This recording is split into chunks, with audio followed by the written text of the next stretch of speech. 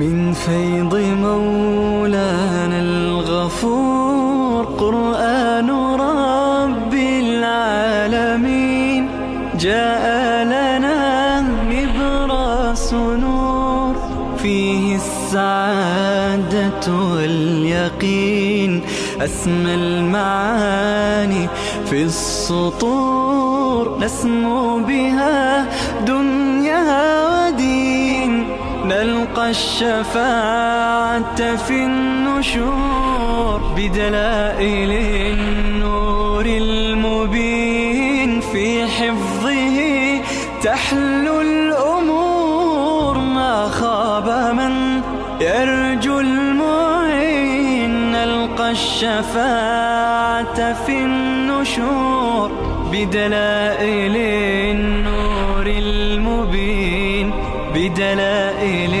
النور المبين.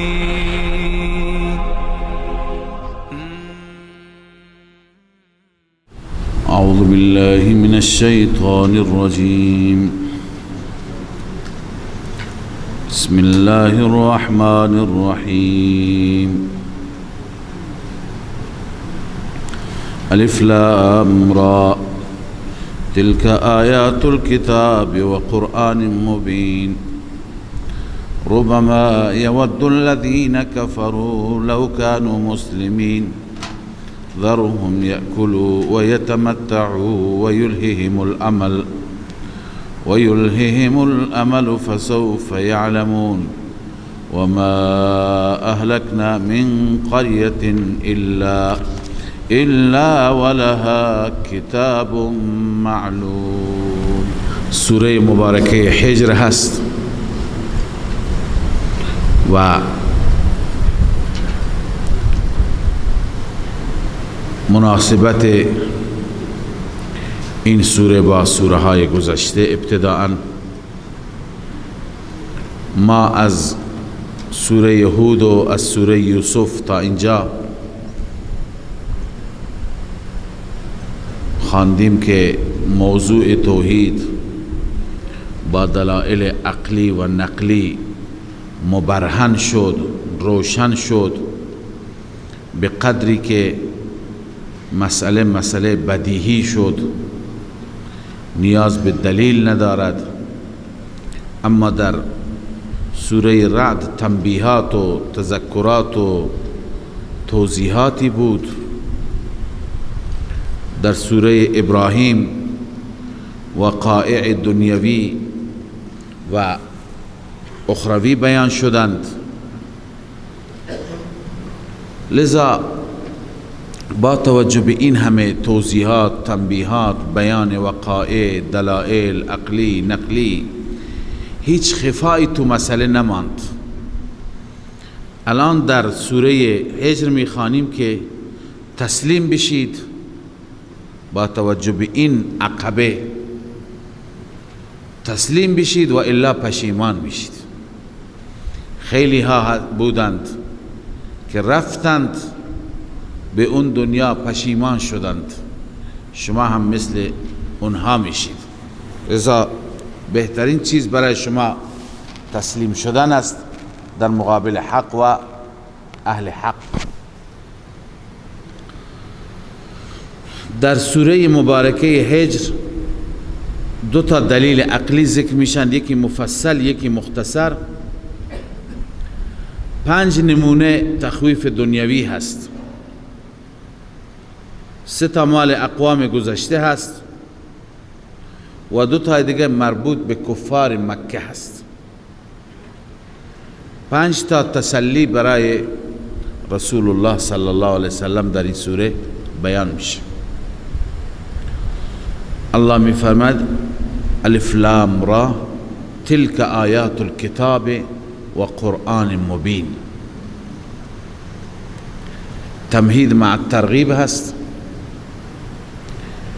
تلك آیات الكتاب، این آیات کتاب هستند و آیات قرآن مبین هستند. ببینید کتاب هر وقتی که در اول سوره ذکر میشه، مراد از کتاب یا همون سوره هست یا کل قرآن است. هذا کتاب انزلناه مبارک. پس در ابتدای سوره وقتی که بیاد مراد خود همون سوره هست یا کل قرآن است. در وسط سوره وقتی که بیاد بیشتر از مراد از کتاب‌های گذشته یا تورات، انجیل، با توجه به قرینه و به سیاق یکی از کتاب‌های گذشته یا کتاب‌های گذشته هستند. پس در اول سوره ها وقتی که میاد خود اون سوره مراد است یا کتاب، الا این یکی. چرا؟ چون که اینجا بعد از کتاب قرآن ذکر شده. قرآن که ذکر شده مفسرین میگویند مراد از کتاب اینجا کتب سابقه هست. بله. قال مجاهد و قتاده الكتاب هنا ما نزل من الكتب قبل القرآن. روح المانی مراد از کتاب اینجا اون کتاب هایی که قبل از قرآن نازل شدن. تلک آیات الکتاب در واقع دلیل نقلی هست از کتب سابقه، یعنی آیات کتب سابقه و آیات قرآن مثل همند، همین مطالب را دارند. الله می فرماید تلک آیات الکتاب و قرآن مبین. این آیات کتاب های سابقه و همچنین آیات قرآن مبین، قرآن روشن هست. ربما یود الذین کفروا لو کانوا مسلمین. این مدعای سوره هست، مدعا این است. ربما یعنی چه بسا دوست دارند کسانی که کفر کردند لو کانوا مسلمین، کاش مسلمان بودند. یعنی یود الذین کفروا بنسبت به وقت عذاب. چه بسا کفار وقتی که عذاب آمد، عذاب وقتی که اونها را میگیرد، اون وقت تمنا میکنند کاش مسلمان. پس مدعای سوره همین است که خدا میفرماید با توجه به این دلائل خفای نماند، بپذیرید، تسلیم بشید، و الا مثل اینها پشیمان میشید. پس به پشیمانی نرسید، قبل از اون تسلیم بشید. الله می فرماید چه بسا دوست دارن کسانی که کفر کردند لو کانوا مسلمین، کاش در دنیا مسلمان بودند. ذرهم یأکلوا و یتمتعوا و یلههم الامل فسوف یعلمون. زجر و توبیخ است. الله به پیغمبرش میگه ذرهم، آنان را بذار، یأکلوا بخورند، و یتمتعوا و بهره بگیرند، و یلههم الامل فسوف یعلمون. آنها را چه چیزی غافل کرد؟ آمال، تمناها و آرزوهای طولانی. این باعث شد که از دین خدا، از آخرت غافل بشن. فسوف یعلمون، ان قریب میدانند. و ما اهلکنا من قریة الا ولها کتاب معلوم. خداوند عزوجل حکمت امهال را بیان می کند، حکمت مهلت دادن به اقوام را بیان می فرماید.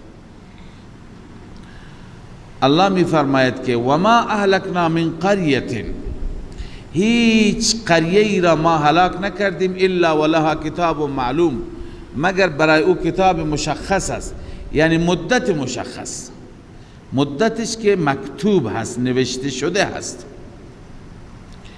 اینجا علامه ابن کثیر نوشته یخبر الله تعالی انه ما اهلک قریة الا بعد قیام الحجه.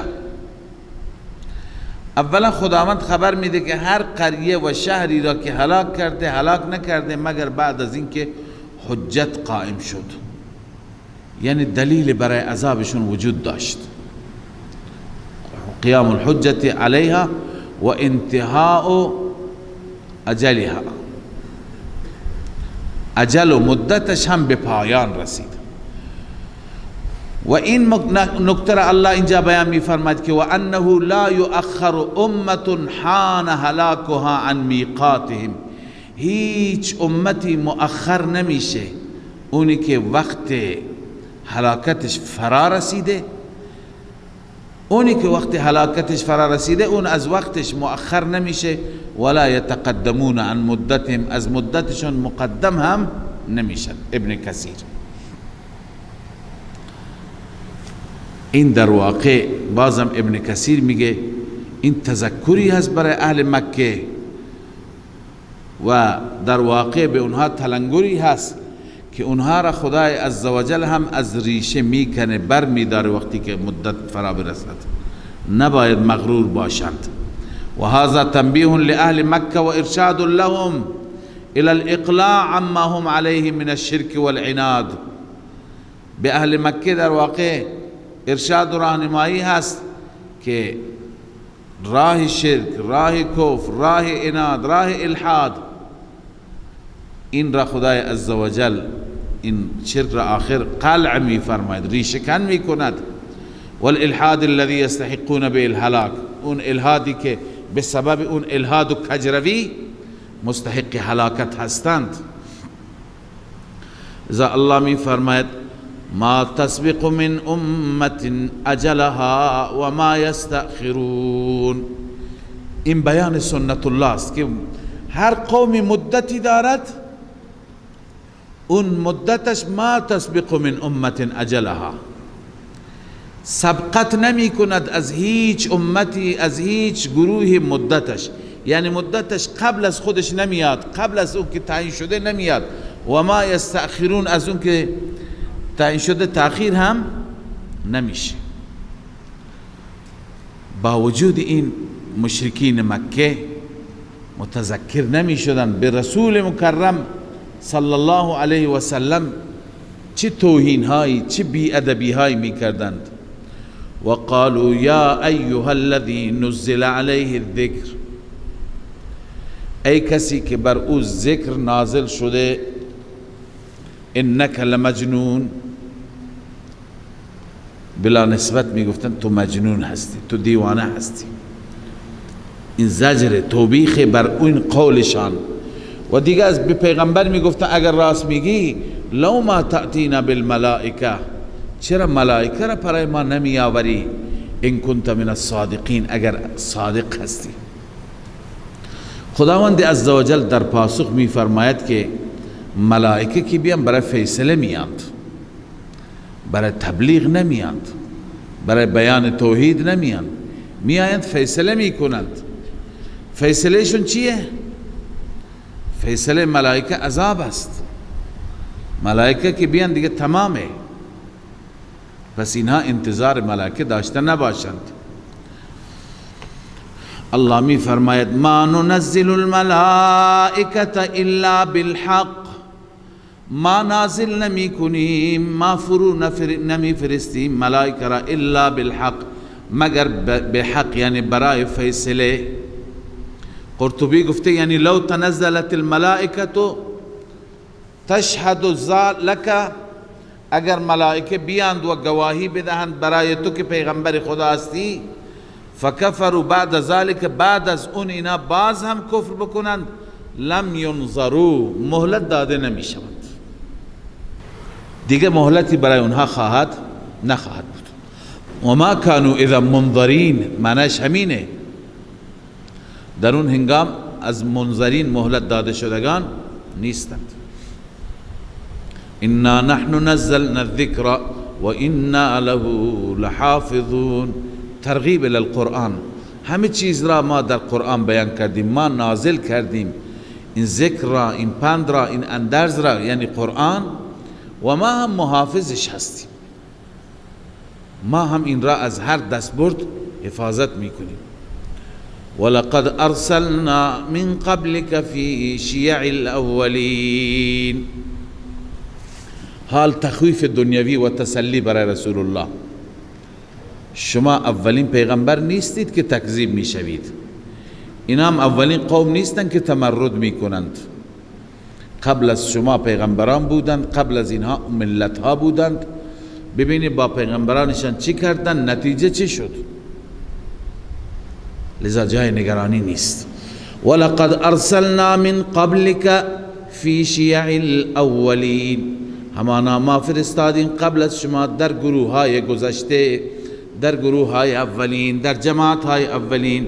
وما یأتیهم من رسول الا كانوا به یستهزئون، هیچ رسول پیششان نمی آمد مگر او را استهزا می کردند، او را مسخره می کردند. كذلك نسلكه في قلوب المجرمین، این گونه ما داخل می کنیم آن را در قلوب مجرمان. آن را یعنی چی را؟ استهزا را. خدا که بخواد قومی را عذاب بده اول در دلشان استهزا را داخل می کند، اونها بعد بر اون چی که در دلشان هست عملی می کنند، یعنی مسخره می کنند، تمسخر می کنند، بعدا خدا عذاب میاره. لا یؤمنون به وقد خلت سنت الاولین، وقتی که استهزا را داخل بکنیم نتیجه این میشه که دیگه ایمان نمی آورند به توحید خدا. وقد خلت سنت الاولین، روش پیشینیان گذشته، یعنی نتیجه تخویف دنیوی، نمونه ها گذشته.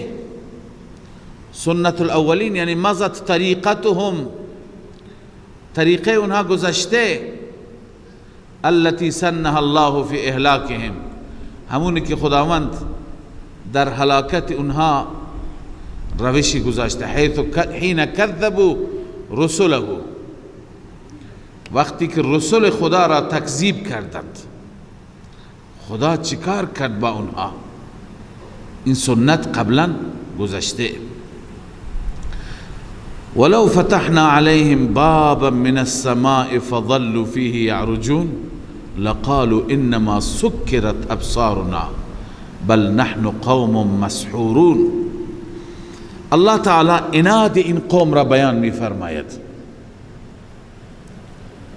ضد و عناد این قوم، که اینها اگر ما دری برایشون باز کنیم، دری از آسمان، اینها پرواز کنند بروند به طرف آسمان، خب اونجا همه چیز را میبینند،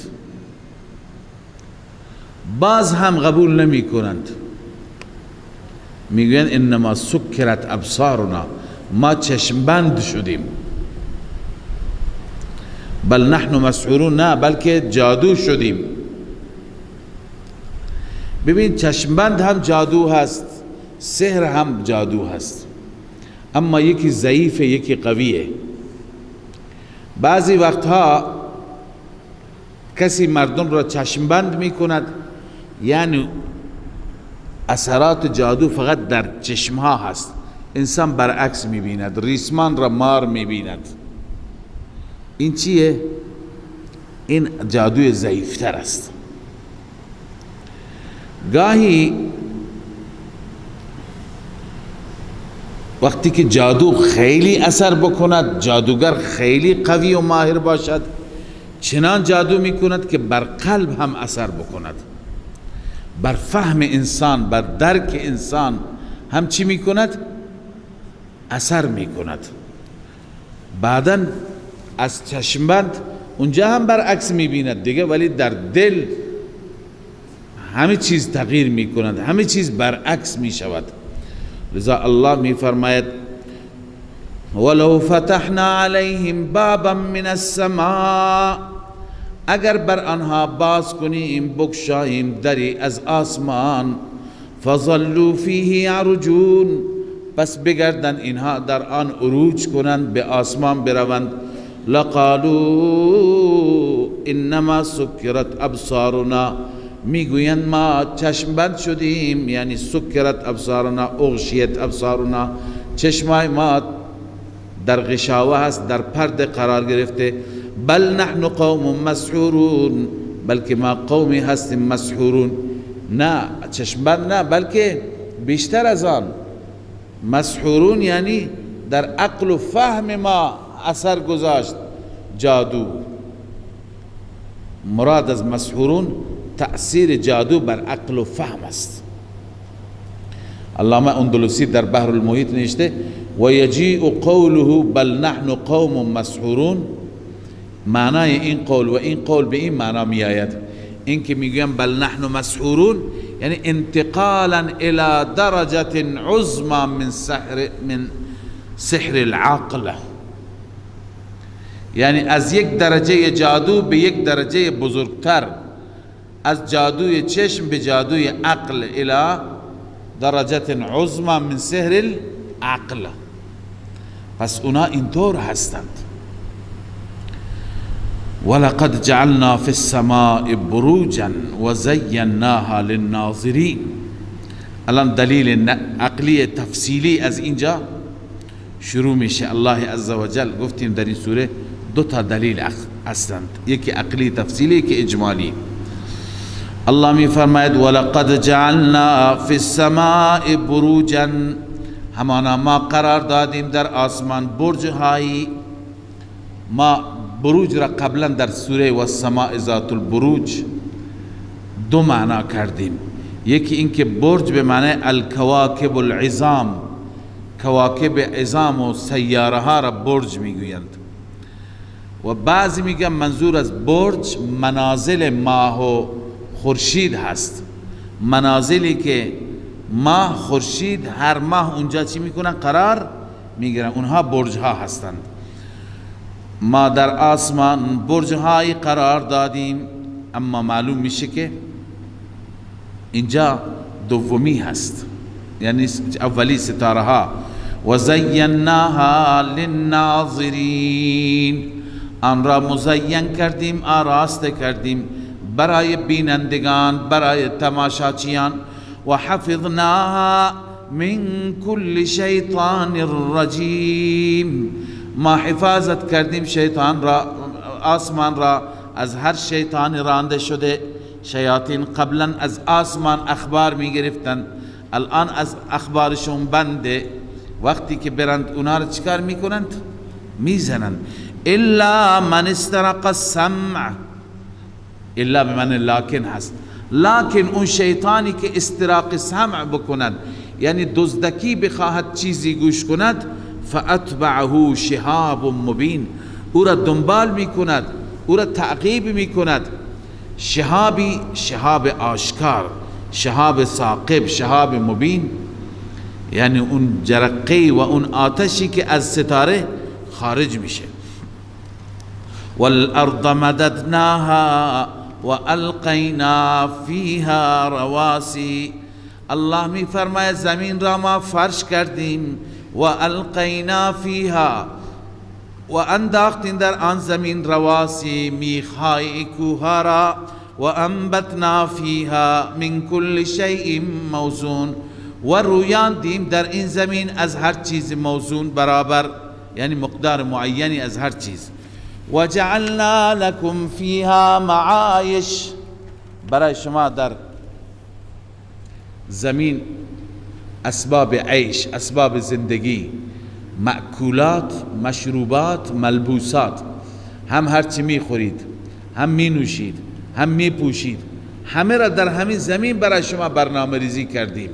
شما به خوردنی ها و نوشیدنی ها و پوشیدنی های ما توجه بکنید، همه از زمین هستند.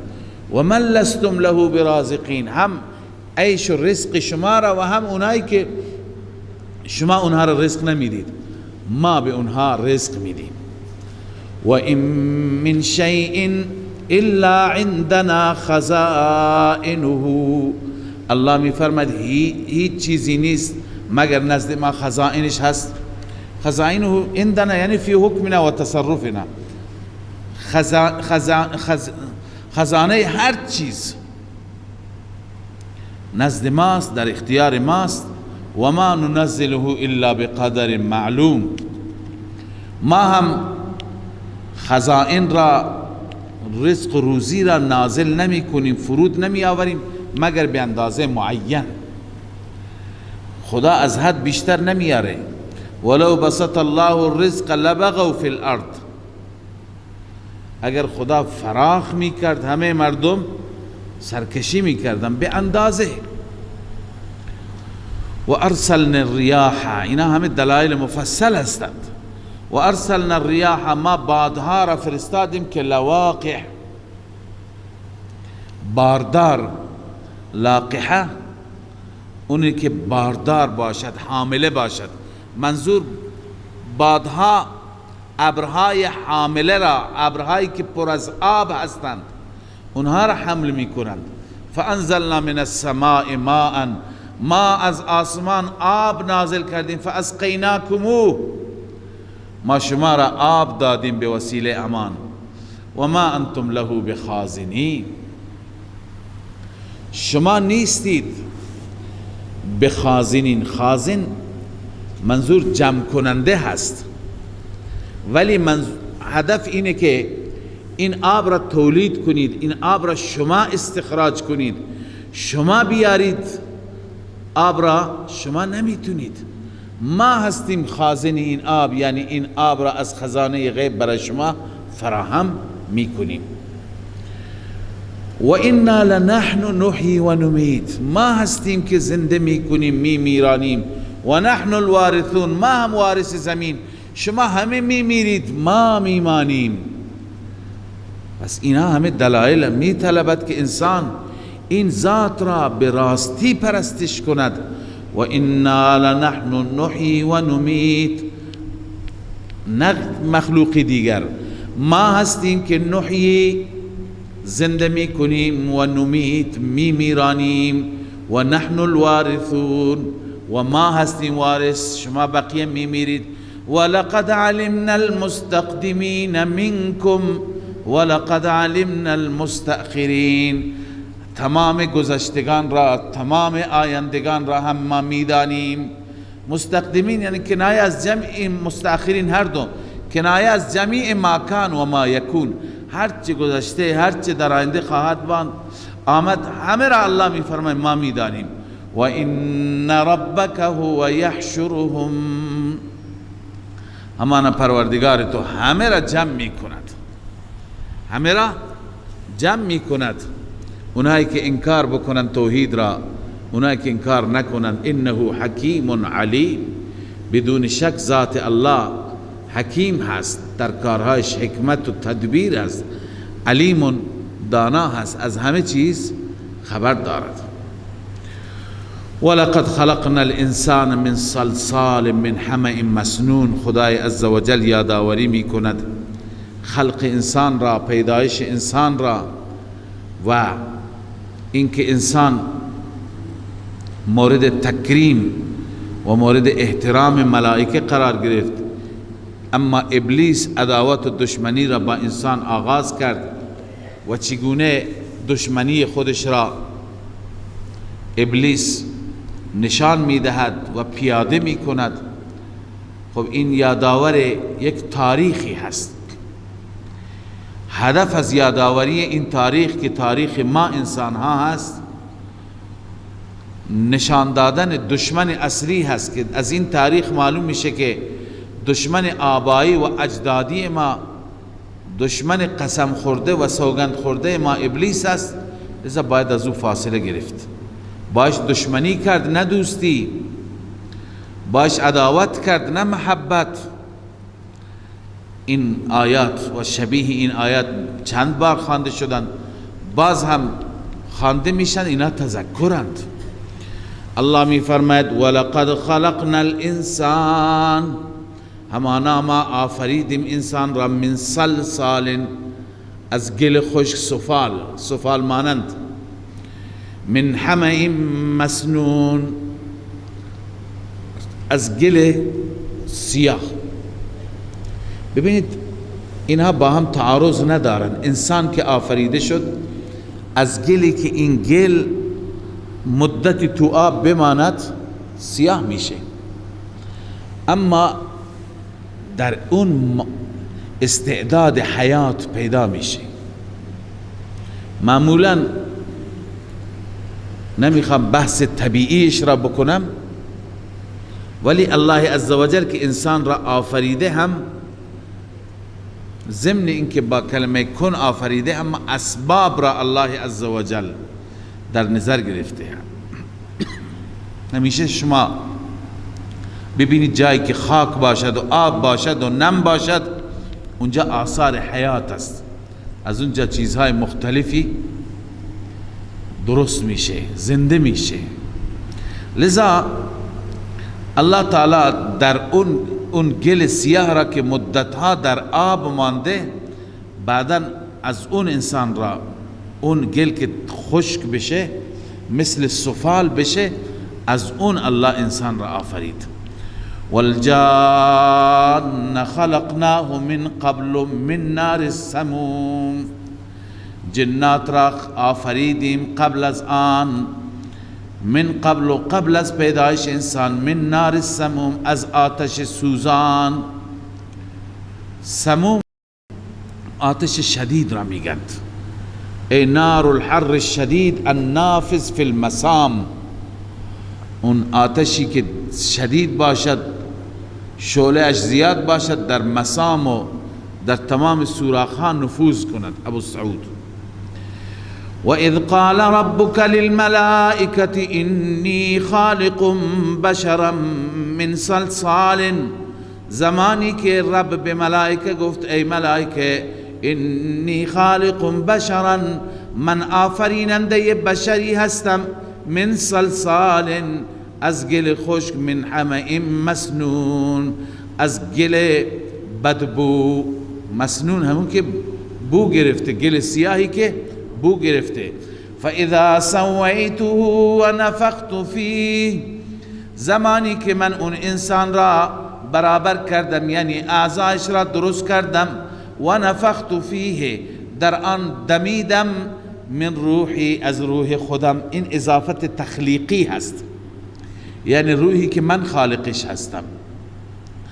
روح یک ماده لطیف هست، ماده بسیار لطیف که دیده نمیشه، محسوس نمیشه، اما سبب حیات و سبب زندگی میشه.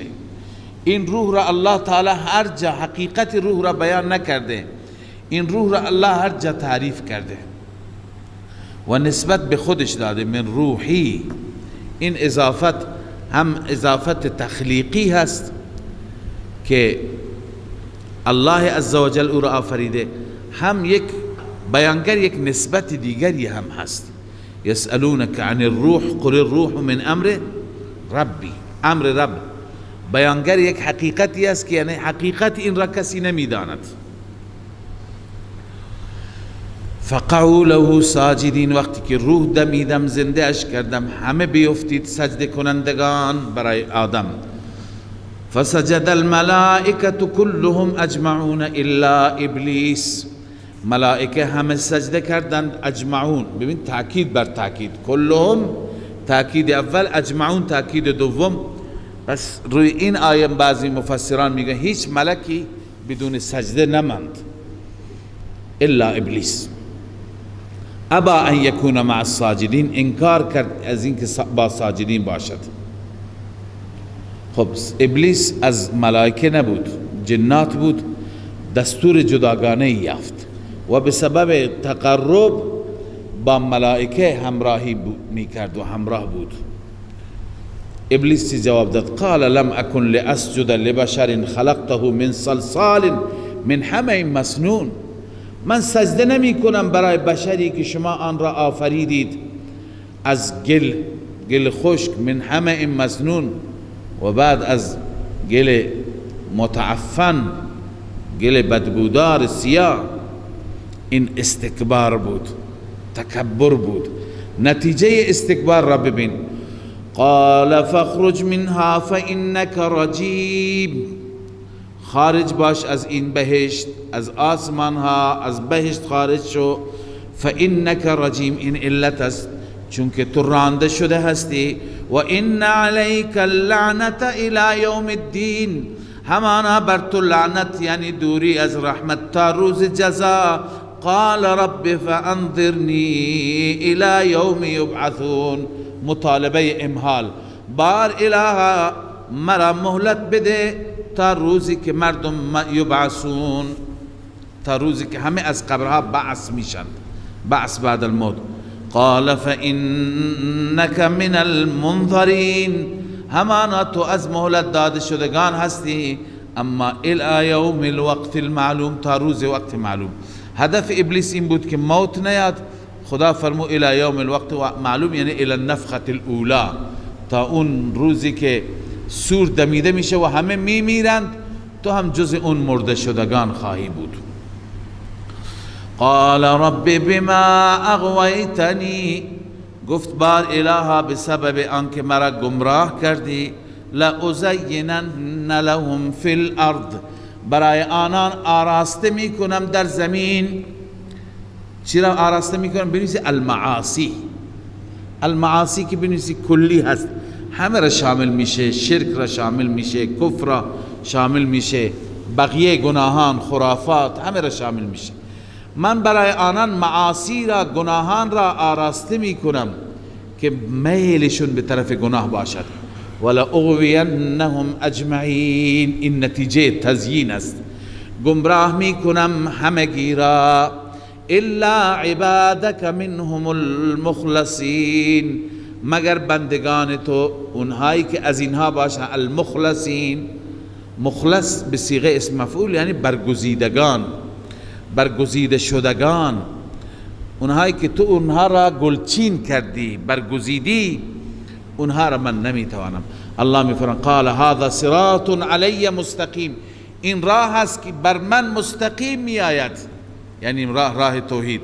ان عبادی لیس لك علیهم سلطان، همان بندگان من تو بر آنها هیچ تسلطی نداری، تو نمیتوانی اونها را اغوا کنی، گمراه کنی. الا من اتبعك من الغاوی، مگر اون گمراهانی که تو را پیروی کنن. من اتبعك من الغاوی، تخویف اخروی به نتیجه اتباع، در نتیجه کسی که اتباع میکند از شیطان، الله برای اون تخویف اخروی بیان میفرماید.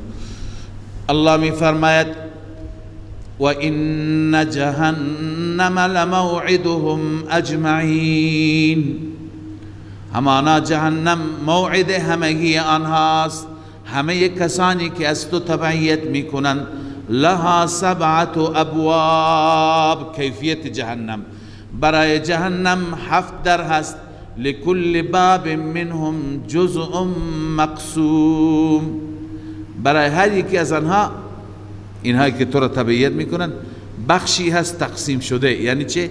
یعنی از هر باب اینها سهم دارن وقتی که گناه بکنن، انواع گناهان.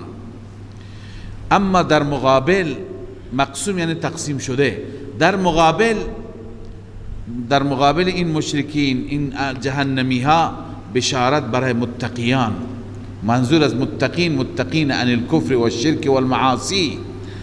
ان المتقین فی جنات وعیون، همانا متقیان در بهشت هستند، در باغات هستند. و عیون، در چشمزارها هستند.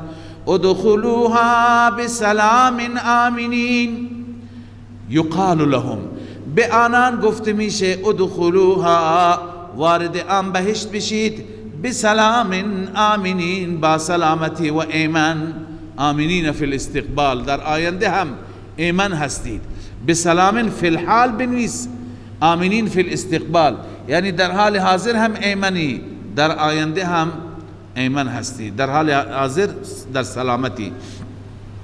خب قبل از دخول بهشت بسیاری مردم در دنیا با هم جنگ و مرافع داشتند، با هم درگیری داشتند، کینه‌توزی داشتند. الله میفرماید اینا که اهل بهشت باشند، قبل از ورود به بهشت همه کینه ها را و همه عقده ها را ما خارج میکنیم. و نزعنا ما فی صدورهم من غل، در می آوریم آنچه که در سینه هایشان هست. من غل، از خفگی نسبت به هم دیگه، که هر نوع غل و هر نوع خفگی دارند.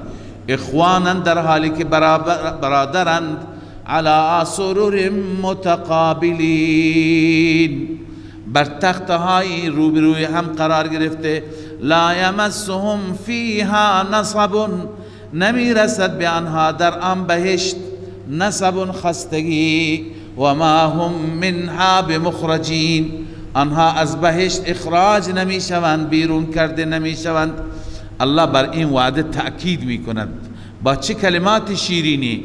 نبئ عبادی، ای رسول الله خبر بده به بندگان من انی انا الغفور الرحیم، خبر بده که من غفور الرحیم هستم، من بخشاینده و مهربان هستم برای کسانی که توبه میکنن از شرک، میترسن از معاصی.